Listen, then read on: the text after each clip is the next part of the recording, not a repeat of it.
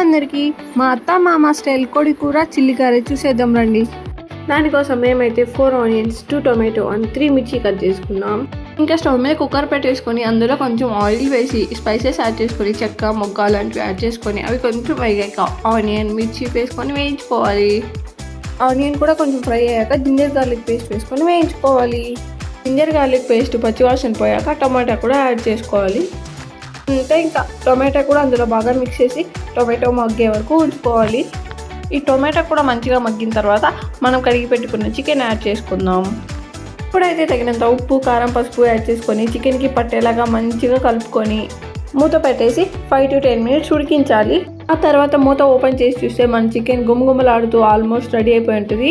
ఇప్పుడు chicken మునిగేంతగా water add చేసి cooker మూత పెట్టేసి విజిల్ పెట్టేసి 5 to 6 విజిల్స్ వచ్చే వరకు ఉంచుకుందాం. ఈలోపు మన చిల్లీ గారికి కావాల్సిన బ్యాటర్ రెడీ చేసుకుందాం. వడపిండి అయితే రెడీ అయిపోయింది. ఇప్పుడు యాడ్ చేసుకుందాం టేస్ట్ కోసం. అందులో ఉప్పు, కొత్తిమీర, కరివేపాకు, ఆనియన్స్ అండ్ కొంచెం జీలకర్ర యాడ్ చేసుకొని కలుపుకుందాం. గారెలు వేసుకోవడానికి మన బ్యాటర్ రెడీగా ఉంది. పర్ఫెక్ట్. స్టవ్ మీద బండి పెట్టుకొని ఆయిల్ వేసి ఆయిల్ హీట్ అయ్యే వరకు ఉంచి గారెలు వేసి ఈ లోపు మనం చికెన్ పెట్టుకున్నాం కదా కుక్కర్లో, ఆ వీల్స్ కంప్లీట్ అయిపోయింది. ఇప్పుడైతే మనం చికెన్ ఫైనల్ స్టేజ్కి వచ్చేసింది. కుక్కర్లో ఉడికిన చికెన్ ఇంకొక బౌల్లో ట్రాన్స్ఫర్ చేసుకొని అందులో కొంచెం కరివేపాకు, తగినంత ధనియాల పొడి అండ్ కొంచెం కొత్తిమీర యాడ్ చేసుకొని ఒక 5 minutes ఉంచుకుంటే మన టేస్టీ యమ్మీ నాటుకోడి పులుసు రెడీ. ఈలోపు ఇందాక వేసిన వడ కూడా రెడీ అయిపోయింది. మీకు అర్థమైపోయి ఉంటుంది. మేమైతే గారెలు, దోశ విత్ నాటుకోడి పులుసు కాంబినేషన్తో గట్టిగా బ్రేక్ఫాస్ట్ చేసేసాం. That's all about this video.